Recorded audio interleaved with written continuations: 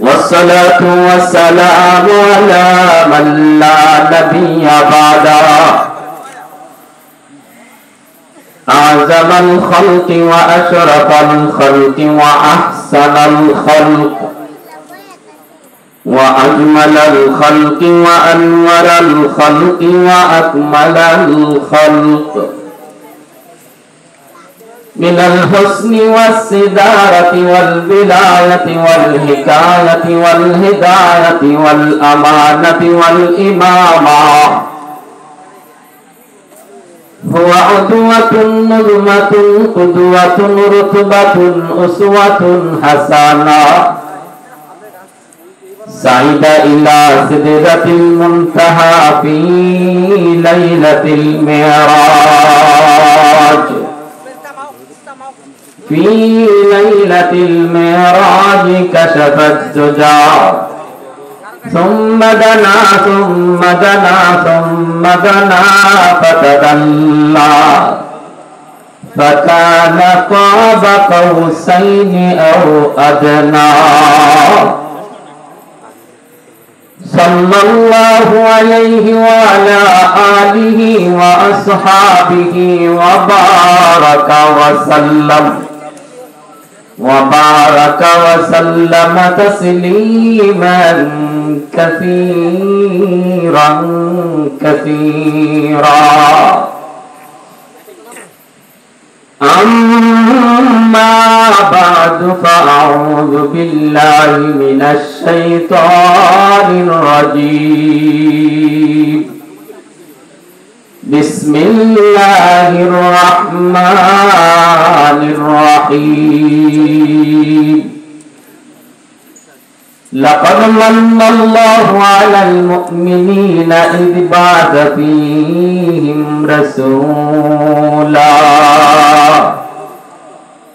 وقال رسول الله صلى الله عليه وسلم إنما بعثت رحمة أو كما قال النبي عليه الصلاة والسلام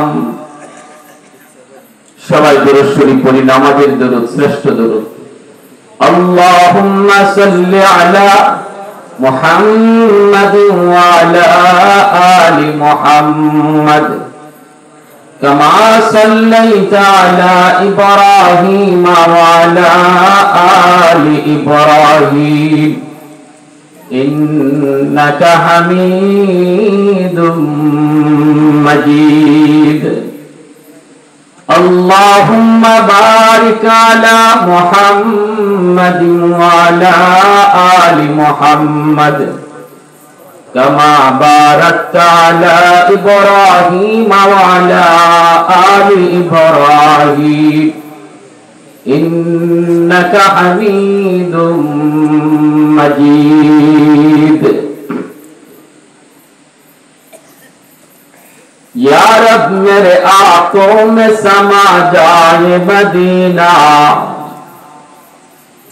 या रब मेरे आंखों में समा जाए मदीना मुद्दत से मेरे दिल में तमन्नाए मदीना मुद्दत से मेरे दिल में तमन्नाए मदीना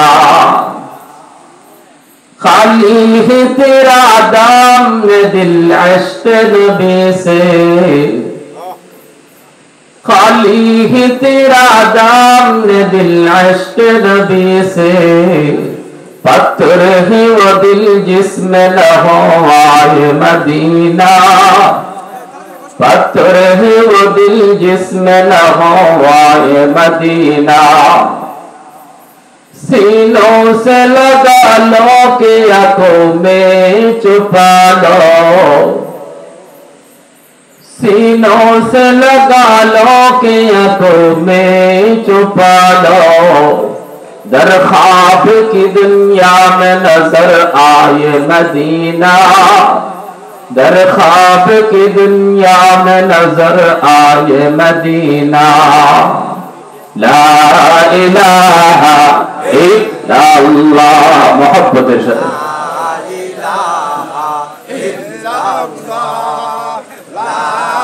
লা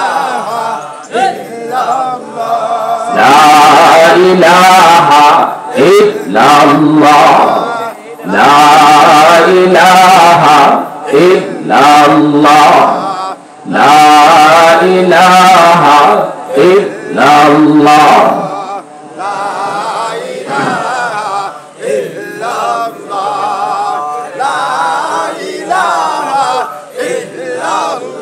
ये जिक्र खुदा दिल में सदा रहने दिया कर ये जिक्र खुदा दिल में सदा रहने दिया कर और नक्श खुदा दिल में जमा रहने दिया कर मुर्शिद की नजर गर्ज बसर से दबती है क्या खुश नजरी खुश नजरी खुश नजरी है क्या खुश नजरी खुश नजरी खुश नजरी है दिल तूर के दिल जूर दिया सबका खुदा से क्या दिल शिकानी दिल शिकानी दिल शिकानी है क्या दिल शिकानी दिल शिकानी दिल शिकानी है ला इलाहा इल्लल्लाह ला इलाहा इल्लल्लाह ला इलाहा इल्लल्लाह ला इलाहा इल्लल्लाह ला इलाहा इल्लल्लाहु मुहम्मदुर रसूलुल्लाह जोरे सुरे बोली सल्लल्लाहु अलैहि वसल्लम टेलीनगर उत्तर बोয়ালিয়াপাড়া যুবক বৃন্দ এর উদ্যোগে আয়োজিত আজকের ইসলামী মহাসম্মেলনের সম্মানিত সদর ইজলাস সভাপতি হাফেজ মাওলানা মুফতি আমিনুল ইসলাম সাহেব প্রধান অতিথি ওলি ইবনে ওলি ওলি কুল শিরোমণি মুফাসসির কুরআন আল্লামা মুফতি ওলিউর রহমান বরলভী দামাত বরকাতুহুম আমার আগে বয়ান পেশ করেছেন বন্ধুবর আপনাদের এলাকার কৃতি সন্তান হযরত মাওলানা নূর আলম আশরাফি বয়ান পেশ করেছেন হাফেজ মাওলানা মুফতি আলাউদ্দিন সাহেব হাফেজ মাওলানা ইয়াসিন আল জামি সাহেব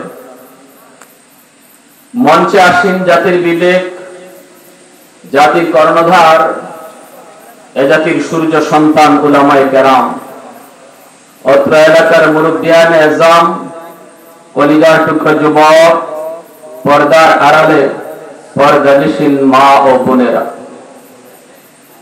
আল্লাহ পাকের দরবারে হাজারো কোটি শুকর যে মালিক এই মুহূর্তে আমাকে আপনাকে দুনিয়ার সমস্ত ব্যস্ততা থেকে মুক্ত করে শুধুমাত্র কেবলমাত্র আল্লাহ এবং আল্লাহর রাসূলের মহব্বত আর ভালোবাসা অন্তরে নিয়ে কোরআন হাদিসের মাহফিল যেখানে আল্লাহ এবং তার রাসূলের গুণগান হয় এই জান্নাতি সামিয়ানার নিচে আসার বসার কিছু দিনই কথা শোনার তৌফিক আল্লাহ দান করেছেন এজন্য শুকরিয়াতান দিল থেকে আওয়াজ করে কালিমাতুশ শুকুর বলি আলহামদুলিল্লাহ। ভাগ্য আমাদের অনেক বড় অনেক ভালো কপাল অনেক বড় নবী পাইলাম শ্রেষ্ঠ উম্মত হলাম শ্রেষ্ঠ বলি আলহামদুলিল্লাহ। আমাদের নবী নবী বলেন আনা আফজালুল আম্বিয়া ওয়া উম্মতি আফজালুল উমাম আমি নবী সকল নবীদের মধ্যে শ্রেষ্ঠ নবী আর আমার উম্মত সকল উম্মতের মধ্যে শ্রেষ্ঠ উম্মত। তাহলে কপাল আমাদের বড় না? কপাল পাইছি ভালো কিন্তু সবার কপালে সব সয় না সবার কপালে সব এত বড় নবী যে নবীর উম্মত হওয়ার জন্য বনি ইসরাইলের নবীরা পর্যন্ত আল্লাহর কাছে ফরিয়াদ করেছেন আল্লাহ নবুয়তি চাই না আখিরি নবীর উম্মত বানাও সুবহানাল্লাহ। আল্লাহ কোন নবীর আবদার কবুল করেন নাই। একজন পয়গম্বর যার নাম হলো দানিয়াল আলাইহিস সালাম, আল বিদায়া ওয়ান নিহায়া কিতাবের ভিতরে লিখেন, বনি ইসরাইলের এই দানিয়াল পয়গম্বর ইনি একটা অভিনব কায়দায় দোয়া করে বসলেন। ইনি বলতেছেন, আল্লাহ অনেকেই আবদার করছে আখির নবীর উম্মত বানাও, নবুয়তি চাই না, তুমি কবুল করো নাই, আমি এমন দোয়া করব না, তবে আমি একটা দোয়া করি, আল্লাহ এই দোয়াটা কবুল করো। আমার মৃত্যুর পর আমার লাশটারে তুমি পচাইও না, গলাইও না, সুরক্ষিত একটা জায়গায় রেখে দিও, যেন উম্মতে মুহাম্মদী কারো না কারো হাতে আমার কাফন দাফন হয়। সুবহানাল্লাহ ওয়া বিহামদিহি, সুবহানাল্লাহ। চিন্তা করছেন আল্লাহ দানিয়াল আলাইহিস সালামের এই আবদার আর ফরিয়াদকে আল্লাহ কবুল করেছেন। এজন্য আল্লাহর নবী ভবিষ্যৎবাণী করেছেন, আমার উম্মতের কেউ না কেউ ইরাক বিজয় করবে, আর ইরাক জয় করার পর সেখানে পয়গম্বর দানিয়াল আলাইহিস সালামের লাশ পাবেন, আর আমার উম্মতের কারো হাতে তার কাফন দাফন হবে। আবু মুসা আশআরী রাদিয়াল্লাহু তাআলা আনহু ইরাক বিজয়ের পর ইনি বলেন, আমার মাথায় নবীজির সেই ভবিষ্যৎবাণী ছিল, আমি খুঁজতে লাগলাম রাজদরবারের ভিতরে কোথায় দানিয়াল আলাইহিস সালামের লাশটা সুরক্ষিত আছে। খুব অন্ধকার একটা কুটি ঘরে আমি সেখানে ঢুকলাম, ঢুকে পেয়ে গেলাম একজন বয়স্ক মানুষ, চুল দাড়ি একদম সাদা হয়ে গেছে, লোকটা একটা কফিনের সামনে বসা, কফিনের মধ্যে একটা লাশ। আমি যে জিজ্ঞেস করলাম, মান হাজা, ইনি কে? তখন ওই বৃদ্ধ মানুষটা বলতেছে, ইনি আল্লাহর পয়গম্বর দানিয়াল আলাইহিস সালামের লাশ মোবারক। তখন আবু মুসা আশআরী রাদিয়াল্লাহু তাআলা আনহু ইনি খুব খুশি হলেন। ইনি বলেন, আমি খুব ভাগ্যবান যে আমি আমার নিজ চোখে দুইজন পয়গম্বরকে দেখেছি, একজন আমার নবী, আরেকজন পয়গম্বর দানিয়াল আলাইহিস সালাম। ইনি নিজের হাতে কাফন দাফন করবেন। এবার একটু চিন্তা করেন, যে নবীর উম্মত হওয়ার জন্য এত আফসোস, এত আকাঙ্ক্ষা অতীতের নবী পয়গম্বরগণের ছিল, সেই নবীর উম্মত আল্লাহ আমাদেরকে বিনা দরখাস্তে, বিনা আবদারে আল্লাহ বানাইলেন। এর শুকরিয়া আদায় করে শেষ করা যাবে? কিন্তু ওই যে বললাম, কপালে সব সয় না। এজন্য দেখা যায় উম্মত এত বড় নবী পাওয়ার পর নবীর তরিকায় নাই, নবীর আদর্শ তার মাঝে নাই, নবীর আদর্শ মতো ঘর চলে না, নবীর সুন্নত মতো তার নিজের বডিটা চলে না, তার চুলের দিকে তাকালে বোঝা যায় না সে উম্মতে মুহাম্মদী, তার দাড়ির কাটিং দেখলে বোঝা যায় না সে উম্মতে মুহাম্মদী, মুসলিম নারীদেরকে চলতে আর হাঁটতে ফিরতে দেখলে বোঝা যায় না সে আখিরি নবীর উম্মত। ঠিক না? শহরে বন্দরে গেলে পরে মুসলিম নারীদের পোশাক দেখলে বোঝাই যায় না যে এরা এত বড় নবীর উম্মত, এত বড় নবীর উম্মত। প্যারে হাজিরিন, কোন মত, কোন আদর্শ, কোন তন্ত্র মন্ত্র দিয়ে পৃথিবীর মানুষ কখনো শান্তি পায় নাই, পাবেও না। যদি কোন কালে পৃথিবীর মানুষ শান্তি পেয়ে থাকে, তাহলে সেই যুগটা ছিল আমার নবীর যুগ, আর সেই মানুষগুলি ছিল মদিনার মানুষ। সোনালী মানুষ হয়েছে, সোনালী সমাজ হয়েছে শুধুমাত্র আমার নবী আদর্শ মতো চলার কারণে। আজকে আমাদের মধ্যে অশান্তির মূল কারণ, আমরা মুখে বলি নবীর উম্মত, কিন্তু কাজে কর্মে বুঝাই যায় না নবীর উম্মত।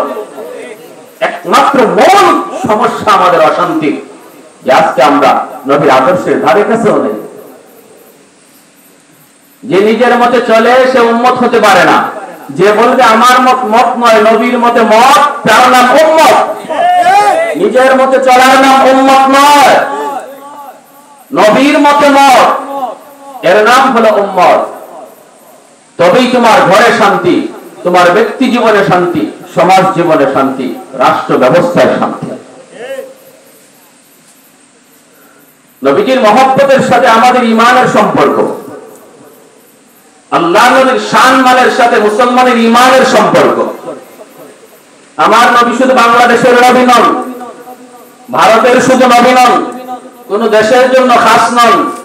আল্লাহ পাকের খুদাই যত এরিয়া নিয়া, আমার আপনার নবীর নবুয়ত তত এরিয়া লইয়া। আল্লাহ পাকের খুদাই হাসরের মাঠে চলবে, আমার আপনার নবীর নবুয়ত হাসরের মাঠে চলবে। জোরে বলেন সুবহানাল্লাহ। কিন্তু আমরা আজকে দুঃখ, কলিজায় বড় ব্যথা, সময়ে সময়ে যুগে যুগে আমরা বিভিন্ন দেশে দেখি আমার নবীর শান মানিয়া কটাক্ষ করা হয়। মাত্র গতকাল নিউজ আপনারা পাইলেন কিনা জানি না, ভারতের দুই কুলাঙ্গার আমার নবীর শান মানের উপরে চরমভাবে আঘাত করেছে। মোদী সরকারের একজন এমপি সাপোর্ট করেছে। নবীর শানের উপরে এত বড় কথা, মনে রাখবা, কেউ বলতে পারে ভারত হয়েছে তো আমাদের কি?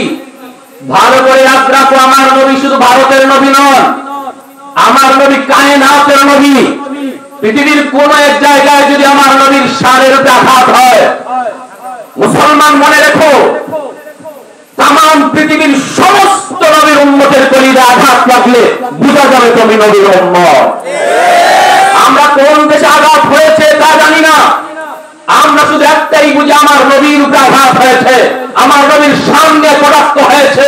সে যেই হোক, আমার বাপ হোক, আমার দাদা হোক, আমার নেতা হোক, আমার নেত্রী হোক, আমার রক্তের যেই হোক না কেন, নবীর বিরুদ্ধে কথা বলবে, কোনদিন নবীর আশিক সেটা বরদাস্ত করবে না। এজন্য আমরা দায়িত্বহীন কণ্ঠে বলি, ভারতের বিজেপি সরকার, মোদী সরকারকে আলটিমেটাম দেওয়া হলো, অতি দ্রুত কুলাঙ্গারগুলিকে দ্রুত তুমি অ্যারেস্ট করো, বিচারে আওতাধীন আনো। আর যদি তাদেরকে বিচারে আওতায় না আনা হয়, মনে রাখবা, শুধু বাংলাদেশের নবীর আশিকরা যদি চায়, বাংলাদেশের নবীর আশিকরা যদি রাজপথে নেমে যায় উলামায়ে কেরামের নেতৃত্বে, তাহলে ভারত পর্যন্ত আমাদের লং মার্চ করতে কেউ ঠেকায় রাখতে পারবে না। উলামায়ে কেরাম আপনাদেরকে রাজপথে ডাক দিতে পারে। মনে রাখবেন, এই ইস্যুটা আলেম উলামার ব্যক্তিগত ইস্যু নয়। উলামায়ে কেরাম যখন রাজপথে নামে, তাদের ব্যক্তি স্বার্থে নামে না। উলামায়ে কেরাম নবীর হাদিস পড়ায়, এর ভিতরে যেই মজার, যেই স্বাদ, মন্ত্রী এমপি হওয়ার ভিতরে এই স্বাদ নাই। সেই হাদিসের মসনদ রেখে তারা যখন রাজপথে নামে, মনে রাখতে হবে গোটা মুসলিম উম্মার ঈমান বাঁচানোর জন্যই তারা রাজপথে নামে। তখন আলেমদের ডাকে প্রত্যেকটা নবীর উম্মতকে আশিকদের রাজপথে হাজির হওয়া, জীবন দিতে হলে জীবন দেব। কারা কারা তৈরি হাত তুলে দেখা।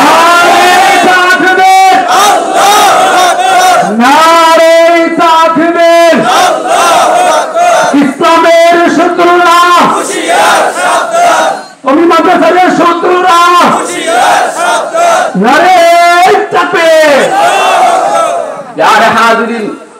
আমরা আমাদের নিজের উপরে গালি সইতে পারবো, কিন্তু আমার নবীর সামনে কথা বললে সইতে পারবো না। কারণ এর সাথে আমার ঈমানের সম্পর্ক। আমার নবীর বিরুদ্ধে কথা বলবে আর আমি চুপ থাকবো, আর হাসরের মাঠে নবীর সুপারিশ পাবো, অসম্ভব, হতেই পারে না, হতেই পারে না। যদি আমি বলি নবীর উম্মত, আর আমি কানে শুনলাম আমার নবীর বিরুদ্ধে কটাক্ষ হয়েছে, অথচ আমি আমার অবস্থান থেকে প্রতিবাদ করলাম না, মনে রাখবেন হাসরের মাঠে নবীও আপনাকে চিনবে না। কারণ এটা ঈমানের সাথে সম্পর্ক। লাকাদ মান্নাল্লাহু আলাল মুমিনিন ইয বা'আথা ফীহিম রাসূলা। আল্লাহ পাক রব্বুল আলামিন বলেন, মুমিনদের জন্য যত প্রকারের নিয়ামত আমি আল্লাহ তাদেরকে দান করেছি, সবগুলি নিয়ামতের উপরে সবচেয়ে বড় নিয়ামত হলো আমি তাদের মাঝে আমার নবী, আমার রাসূলকে পাঠাইছি। সুস্থ দুটা হাত আমার আপনার কাছে নিয়ামত, সুস্থ দুটা চোখ আমার আপনার কাছে নিয়ামত, আল্লাহর পক্ষ থেকে নিয়ামত। সুস্থ দেহ আল্লাহর পক্ষ থেকে নিয়ামত, অক্সিজেন নিতেছি আল্লাহর পক্ষ থেকে নিয়ামত। যত প্রকারের নিয়ামত যত প্রকারের নিয়ামত আমি আপনি গণনা করব, হয়তো বা গণনা করে শেষ করতে পারবো না। আল্লাহ বলেন সব নিয়ামতের উপরে সবচেয়ে বড় নিয়ামত হলো আমি আমার নবীকে তোমাদের মাঝে পাঠাইছি। কারণ এই হাত কোন কাজে ব্যবহার করলে জান্নাতি হয় জাহান্নামী হয় তা তুমি জানতে না।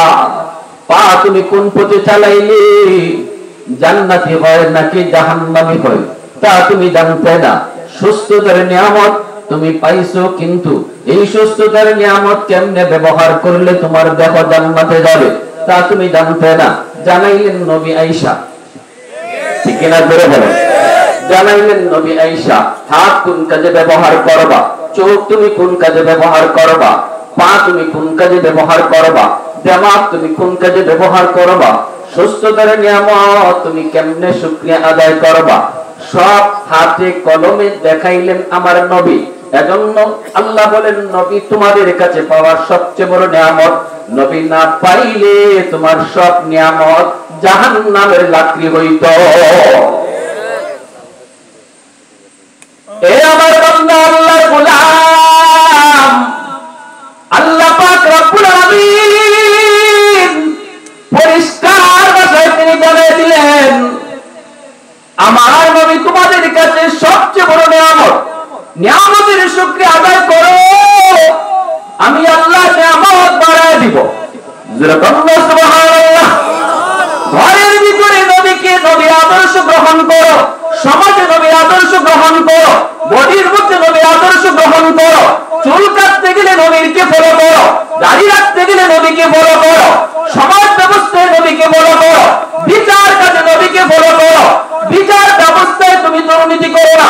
আমার নবী ইনসাফ কায়েমের জন্য দুনিয়ায় এসেছেন, জুলুম তুলে দেওয়ার জন্য নবী এসেছেন, ইনসাফ প্রতিষ্ঠা করার জন্য এসেছেন। বিচার ব্যবস্থায় নবীজি অপরাধীকে একটাই পরিচয় দিয়েছেন, অপরাধীর পরিচয় শুধু একটা, চোরের পরিচয় শুধু চোর, ডাকাতের পরিচয় শুধু ডাকাত। কার ভাই কার ছেলে কোন গোষ্ঠীর আমার নবী বলেন এটা বিচারে বসে চিনা যায় না। বিচারক কখনোই দিকে লক্ষ্য করবে না, কখনো টাকা দিয়ে বিচারক বিচার করে না, না না মুখ চিহ্নে কখনো বিচার করবে না। আমার নবী এই আদর্শ বিচার ব্যবস্থায় কায়েম করে গেছেন। এজন্য বলি আল্লাহর বান্দা একটু খেয়াল করে শোনো, সমাজ ব্যবস্থায় চলো, কখনো দুর্বলের উপর একরকম বিচার, সবলের উপর আর একরকম বিচার, গরিবের জন্য একরকম বিচার, ধনীর জন্য একরকম বিচার। এটা আমার নবীর আদর্শ নয়, ঠিক কিনা জোরে বলে? টাকা খাইয়া বিচার সমাজে আসেনি না নাই? আরো জোরে বলেন আসেনি না না? ভাইরা বন্ধুরা, আমার নবী সমাজ ব্যবস্থায় কিভাবে চলবো আদর্শ শেখায় গেছেন। নবীজি যেমন ছিলেন রহমত, নবীজি যেমন ছিলেন নরম, সময় মতো ওই নবী আবার হলেন গরম। গরম আসেনি না নাই? ইসলামে শুধু নরম এমন না, ইসলামে গরম আছে। নবীর জীবনে শুধু নরম তা নয়, নবীর জীবনে গরম আছে। আল্লাহ নবীর দরবারে মহিলা অপরাধী, চুরির দায়ে নবীজির দরবারে একজন মহিলা অপরাধী চুরি করেছে মহিলা। সাহাবায়ে কেরাম রাদিয়াল্লাহু তাআলা আনহুম এইবার তারা চিন্তায় পড়ে গেলেন, মহিলাটা নবীর বংশের, মহিলার বংশ হলো কুরাইশ বংশ, আল্লাহ নবীর বংশ বড় দামি বংশ। যদি মহিলার হাত কেটে দেওয়া হয় গো, তাহলে আমার নবীর বংশের ইজ্জত নষ্ট হয়। না না, মহিলার হাত কাটা যায় না, বিচার যদি একটু হালকা করা হয় তাহলে নবীর বংশের ইজ্জত রক্ষা হবে। কিন্তু কে কে নবীর কানে কানে এই কথাটা বলবে গো? কে যে বলবে নবী গো এই মহিলা আপনার বংশের, কুরাইশ বংশের, অতএব বিচারটা একটু হালকা করা যায় কিনা? সবার জন্য এক বিচার করা যায় না, এই কথাটা নবীকে কে দেয়া বলবে? আবু বকর সিদ্দিক, ও বন্ধু তুমি একটু যাও, তুমি তো আমার নবীর বাল্যকালের বন্ধু, তুমি তো নবীর হিজরতের সঙ্গী রে। আবু বকর তুমি যে নবীকে এই কথাটা একটু বলতে পারবানি? সিদ্দিক আকবর হাত জোর করে দাঁড়ায় বলে, সাহাবীরা শুনো, আল্লাহর কসম, একবার দুইবার তিনবার আল্লাহর কসম, এই কথা নিয়ে আমি আবু বকর নবীর সামনে যাওয়ার সাহস নাই। ও ভাই উমর, তুমি পারবানি? উমর কয়, আবু বকর যা পারে না আমি উমরও পারব না। উসমান, তুমি পারবানি? উসমান কয়, না। আলী, তুমি পারবানি? কয়, না। কিন্তু বলাটা প্রয়োজন, কেউ তো রাজি হয় না। কে নবীর কাছে এই কথাটা পৌঁছাবে? কানে কানে কে যায় বলবে? নবী গো, এই মহিলার বংশ আপনার বংশ। সিদ্ধান্ত নেওয়া হলো, একটা ছোট বাচ্চা নিপাও দেখো, ছোট বাচ্চা নিপাও দেখো, এমন একটা বাচ্চা যে বাচ্চাটাকে নবী মায়া করেন, আল্লাহর নবী বড় আদর করেন, ওই বাচ্চাটারে আমরা কথাগুলি শিখায় দিব। বাচ্চাটা কানে কানে যায় নবীকে বলে দিবে। আমাদের উদ্দেশ্য হলো নবীর কানে কানে কথাটা পৌঁছায় দেওয়া। এরপরে যদি নবী রাগ করেন, আমরাই আবার দেয়া মাঝখানে পরে বলবো, নবী গো, ছোট মানুষ বুঝে না, মাফ করে দেন। কে সেই ছোট বাবু? কে সেই ছোট্ট বাচ্চা? কয়, দেখো, নবী যারে ভালোবাসে, নবী যারে চিনে, নবী যারে মায়া করে, খুঁজতে দেখো, কই নবীর একটা নাতি আছে। নাতি? কোন নাতি? কই ছেলের ঘরের নাতি। কেমন ছেলে? কই পালক পুত্র যায়েদ ইবনে হারিসা। ওই যায়েদ ইবনে হারিসার একটা ছেলে, যার নাম হলো উসামা। ছোট্ট বালক, নবী মায়া করেন। দাদা নাতির সম্পর্ক বড় মধুর। উসামাকে আমরা কথাটা শিখায় দিব, আর উসামা দেয়া নবীর কানে কানে বলে দিবি। উসামাকে আনা হলো সাহাবায়ে কেরামের মাঝখানে, কানে কানে কথাটা শিখায় দেওয়া হলো, উসামা, এই কথাটা তুমি দেয়া দাদার কানে কানে বলে দিবা, আদর করে করে কানে কানে বলে দিবা। বলবা, হাত না কেটে যদি আঙ্গুল কেটে দেওয়া হয় তাহলে বিচার হয়, আবার নবীর বংশের ইজ্জত রক্ষা হয়। এই কথাটা উসামাকে শিখায় দেওয়ার পর উসামা গেলেন আল্লাহর নবীর কাছে, নবীজির কাছে গেলেন, যাইয়ে দাদা দাদা কইয়া গালে গালে গাল লাগাইলেন, গলায় গলা মিলাইলেন। দাদা নাতির সম্পর্কটা একটা আদরের সম্পর্ক। কাছাকাছি যা ঘেসলেন। শিশু বাচ্চারা যদি কোনো কিছু বলতে চায়, কোনো আবদার পেশ করতে চায়, তাহলে দেখবেন সবার আগে বাবার কাছাকাছি এসে ঘেঁষাঘেঁষি করে, গালে গালে গাল লাগায়, আদর করে, কাছাকাছি ভিড়ে প্রথমে এসে আবদার করে না, আদর করে তারপরে আস্তে আস্তে কথাটা বলে। ওসামা আইসো নবীর কানে কানে বলার আগে নবীর গায়ে গায়ে ঘেঁষতেছেন। নবী বলতেছেন, ওসামা ভাই, তুমি এমন কেন করো? কি ব্যাপার, কি কথা? কোনো কথা আছে নাকি? কোনো আবদার আছে নাকি? কোনো চাওয়া পাওয়া আছে নাকি? একটু বলো। তখন মুচকি হেসে কানে কানে বলেন, দাদা একটা কথা বলবো। নবী বলেন, বলো। তো দাদা গো, আজকে যে মহিলা আপনার আদালতে চুরির অপরাধে ধরা পড়লো, এই মহিলা কোন বংশের জানেননি? নবী কয়, না, জানি না, জানার প্রয়োজন নাই। উসামা কয়, দাদা গো, এই মহিলার বংশ হলো আপনার বংশ, যেই বংশ আরবের মধ্যে শ্রেষ্ঠ বংশ, কুরাইশ বংশ। যদি এই বংশের কোন মহিলার হাত কেটে দেওয়া হয় তাহলে আপনার বংশের ইজ্জত যায়। ও দাদা, হাতটা না কেটে যদি আঙ্গুল কেটে দেন তাহলে বিচার হয়, বংশের ইজ্জত রক্ষা হয়।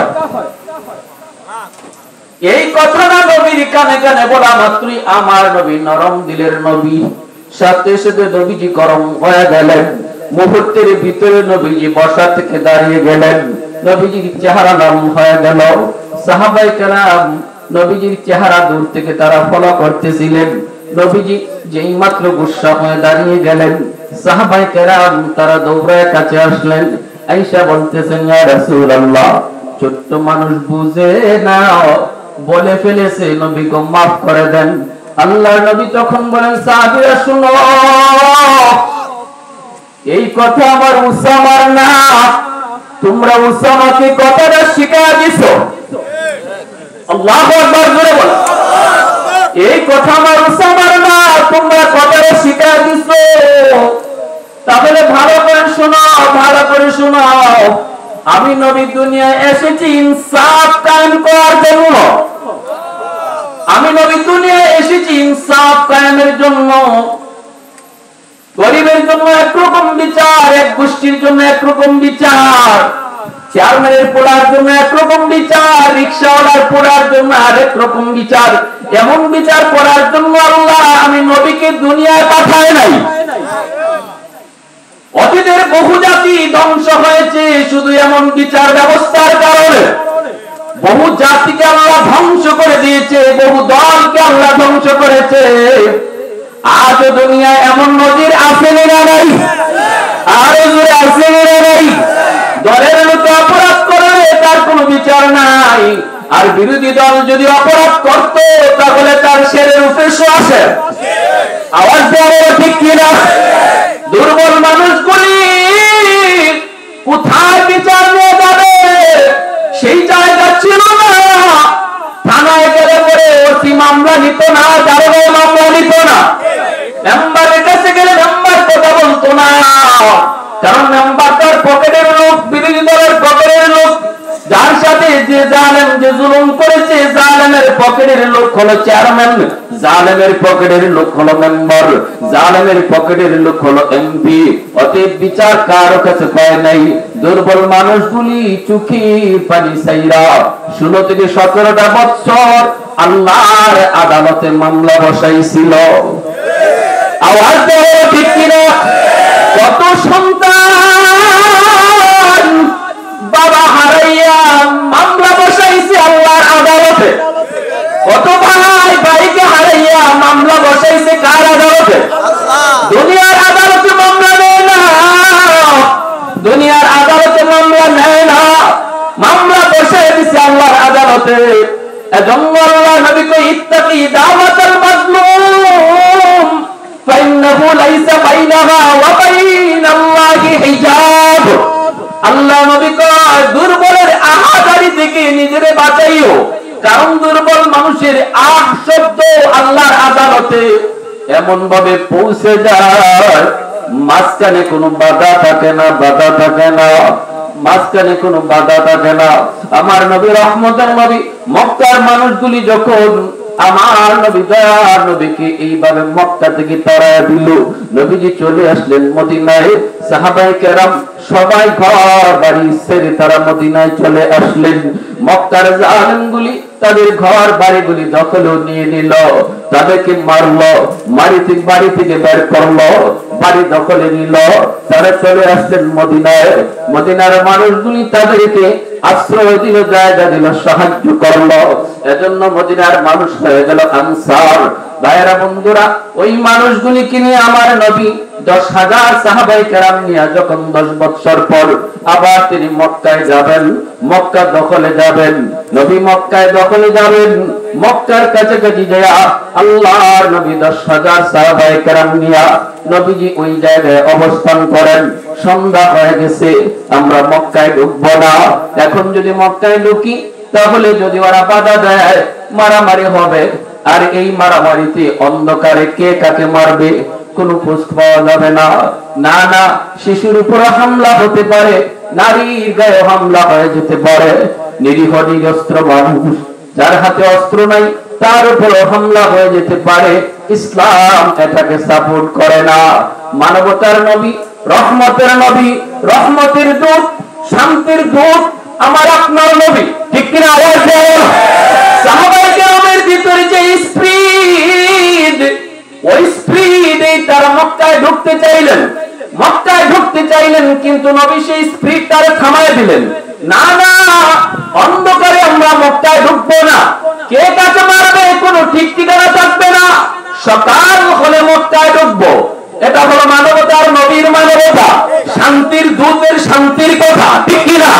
কিন্তু আমরা দেখি বর্বর ইহুদিরা আজ তারা আমাদের মুসলিম শিশুদেরকেও গাজায় হত্যা করছে, মুসলিম নারীদেরকেও হত্যা করছে, রাতের অন্ধকারে বৃষ্টির মতো বোমা ফেলে মুসলমানের ঘর বাড়িগুলি ধ্বংস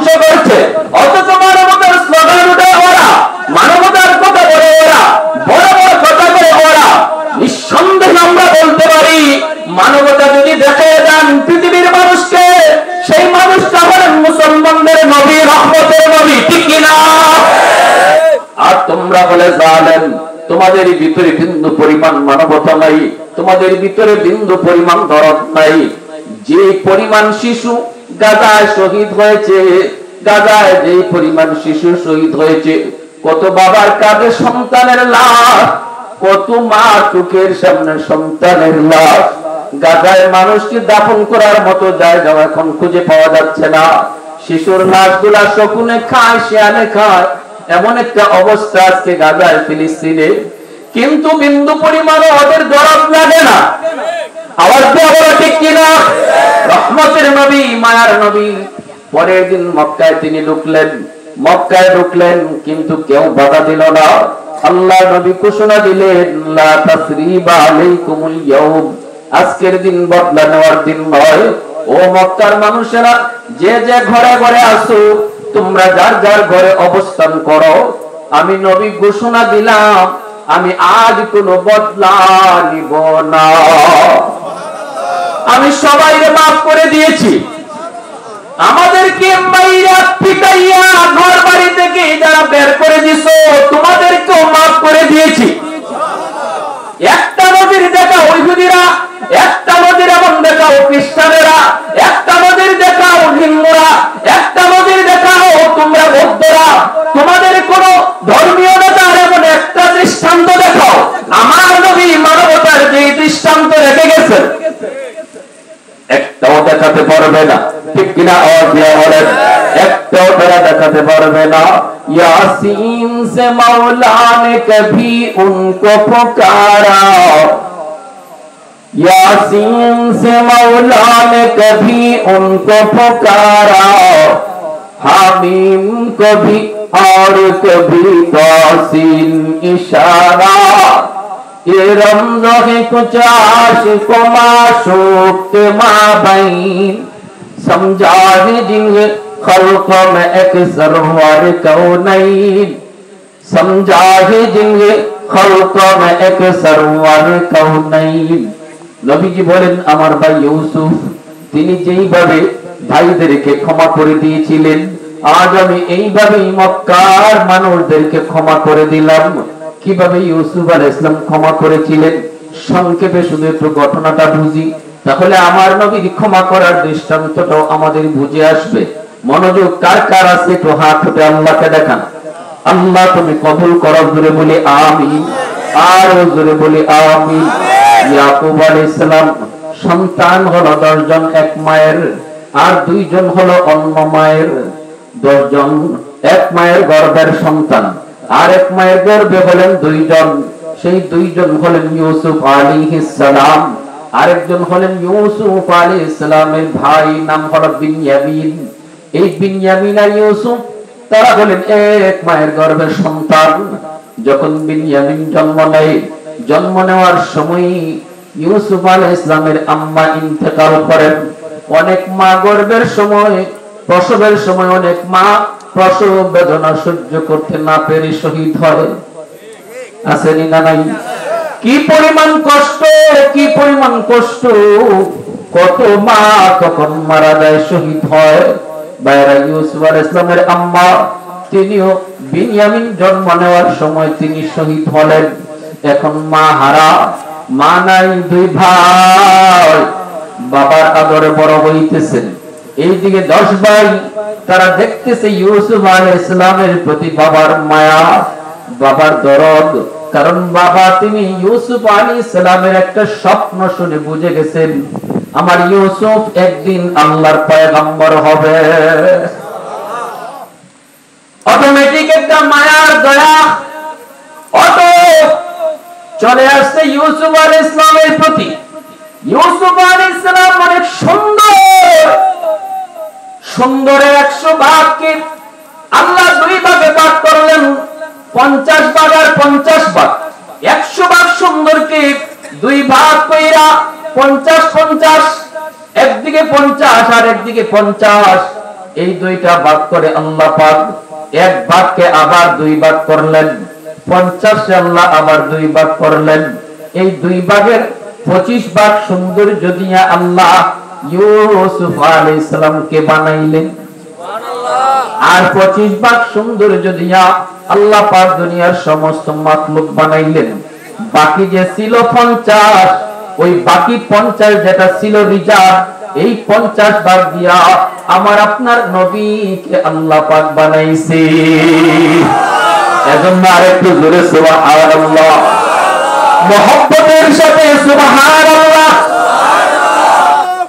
মা আহসানা লাম তারা কাত্তু আইনি ওয়া লাম আজমালা মিনকা লাম তালিদিন নিসাউ খুলিকতা মুবাররাআম মিন কুল্লি আইবিন কাআন্নাকা খুলিকতা কামা তাশাউ। এজন্যই হাসান রাদিয়াল্লাহু তাআলা আনহু বলেন, নবী গো আপনার সৌন্দর্যের প্রশংসা আমি কেমন করে করব? আপনার মতো এত সুন্দর আমার চোখ কোনদিন দেখে নাই, আপনার মতো এত সুন্দর কোন মা সন্তান জন্ম দিতে পারে নাই। নবী গো আপনার আল্লাহ এত সুন্দর করে বানাইছে যেন আপনি যেভাবে কইছেন আল্লাহ এইভাবে আপনারে বানাইছে। চোখটা বানানোর সময় যেন আল্লাহ জিজ্ঞেস করেছে, বন্ধু আমি তোমার চোখ বানাবো, কেমনে বানালে তুমি খুশি? নবী গো আপনি যেভাবে কইছেন যেন এইভাবে আল্লাহ আপনার চোখ বানাইছে। দাঁত বানাইবার সময় যেন আল্লাহ আপনারে জিজ্ঞাসা, বন্ধু তোমার দাঁতটা এখন বানাবো, কেমনে বানাইলে তুমি খুশি বলো? নবী গো মনে হয় আপনি যেভাবে কইছেন এইভাবে আল্লাহ আপনার দাঁতটা বানায় দিছে। চুলগুলি বানানোর সময় যেন আল্লাহ কইছে, বন্ধু কোন চুল তোমার পছন্দ? আপনি যেভাবে বলছেন মনে হয় যেন আল্লাহ আপনাকে এইভাবেই বানাইছে। সুবহানাল্লাহ। 10 ভাইয়ের অন্তরে হিংসা। আমাদের আব্বা ইউসুফকে এত মায়া করে, এই ইউসুফকে শেষ করে ফেলবো, খতম করে ফেলবো, মনের ভিতরে হিংসা। এই হিংসা থেকে ওরা হত্যা করার মতো ষড়যন্ত্রে লিপ্ত হলো। কিন্তু কেমনে মারবে, কিভাবে ষড়যন্ত্র করবে, তারা ফন্দি করলো। আমরা ইউসুফকে খেলাধুলা করব বলে তারে আমরা জঙ্গলে নিয়ে যাব, তারপর ওই জায়গায় তারে মেরে ফেলবো। লম্বা করে বলবো না, সংক্ষেপে বলবো। উদ্দেশ্য আমার সামনে এই ভাইগুলাকে ইউসুফ আলাইহিস সালাম কিভাবে ক্ষমা করেছিলেন ওই জায়গায় গিয়ে আমার ঘটনা শেষ দিয়ে দিব। মনোযোগ আপনাদের কার কার আছে একটু দেখান, দেখে হাত উঠায়। আল্লাহ তুমি কবুল করো, আমিন।